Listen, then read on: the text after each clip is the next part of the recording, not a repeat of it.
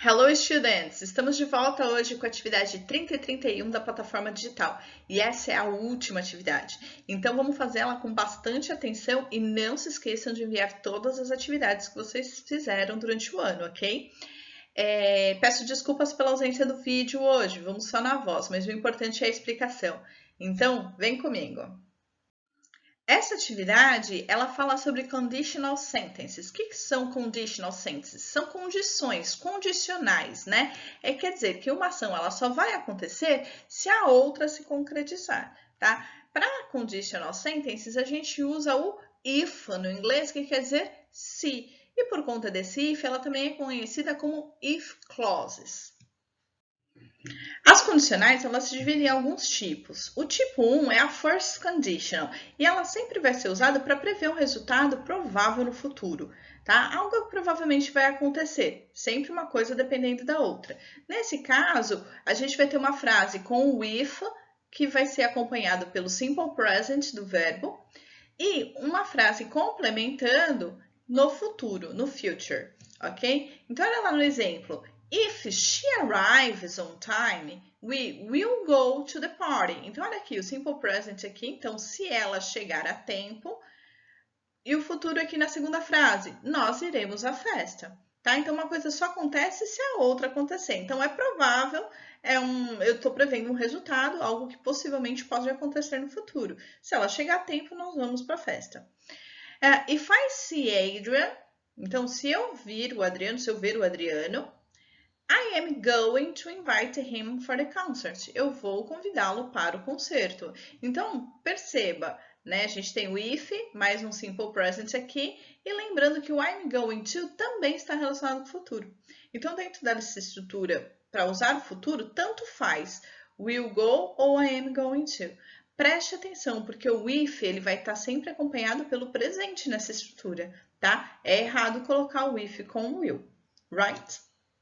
A second conditional, que a gente chama de tipo 2, ela vai falar de situações hipotéticas, coisas improváveis, tá? Então, o if ele vai estar acompanhado com o simple past, que é o passado simples dos verbos, e o complemento, a frase seguinte, vai estar com o would mais o verbo. O que esse would faz? Would dá aquela terminação ia nos verbos, aquela conjugação ia. Então, eu viajaria, eu cantaria, eu dançaria, tá? Esse ia, quem vai indicar é o would. Ok? Então, olha lá no exemplo. If I had money, I would travel around the world. Então, se eu tivesse dinheiro, o passado aqui, ó, eu viajaria ao redor do mundo. O would com o travel, tá? Então, como eu falei, coisa hipotética. Então, se eu tivesse, eu não tenho, eu viajaria. Então, eu não vou viajar, ok? No segundo exemplo, if you went to bed earlier, se você fosse para a cama mais cedo, you wouldn't be so tired. Você não estaria tão cansado. Tudo bem? A third conditional a gente chama de tipo 3. Ela fala de situações imaginárias, tá? Não aconteceu, então não é possível mudar, tá? Ela é um pouco mais complicada porque o tempo verbal que acompanha o if é o past perfect. O que é o past perfect? É uma estrutura que usa o passado do verbo to have mais o past participle dos verbos, que a gente chama PP dos verbos, tá? O que é o PP dos verbos? Geralmente, os verbos terminam em ed. O past participle dos verbos regulares é colocar o ed no final. E a frase que complementa, né, a ideia de condição é would, have e o particípio dos verbos também, past participle. Esse would, como eu falei, é o mesmo would lá da outra conditional, né? E o have é o verbo ter. Então, would have, teria, tá? E o particípio dos verbos. Vamos ver nos exemplos, fica mais fácil. Então, lá, if we had studied, olha o ed aqui que eu falei, tá? If we had studied, se nós tivéssemos estudado, we would have passed the exam. Nós teríamos passado no exame. Então, ó, would have, teria, né? Teríamos, passed, ó, também terminado em ed. Tudo bem? Então, se nós tivéssemos estudado, nós teríamos passado nos exames, nas provas, tá bom?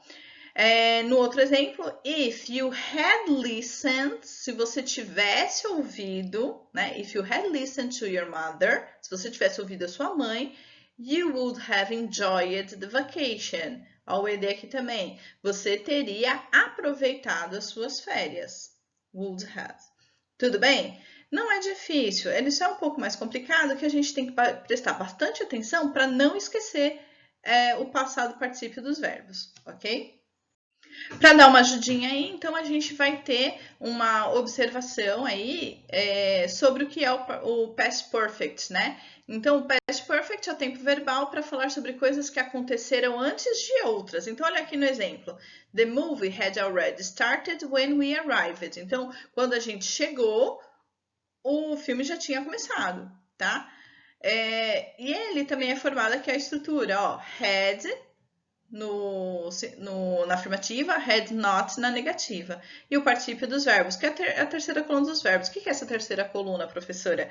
São os verbos irregulares. Eu falei dos verbos regulares, que é aqueles que terminam em ED. E os verbos irregulares? Geralmente, quando você tem a lista de verbos, você tem a forma dele no presente, a forma dele no passado e uma terceira coluna. Essa terceira coluna é o que indica o past participle dos verbos, ok? Se você precisar consultar uma lista de verbos, e você vai precisar, sempre é necessário, tem esse link aqui do toda a matéria para vocês poderem dar uma olhadinha lá. Também pode ser encontrado em dicionários de papel. Geralmente, todo dicionário bilíngue tem uma lista de verbos ou no meio ou no final para dar uma ajudadinha aí, tá bom?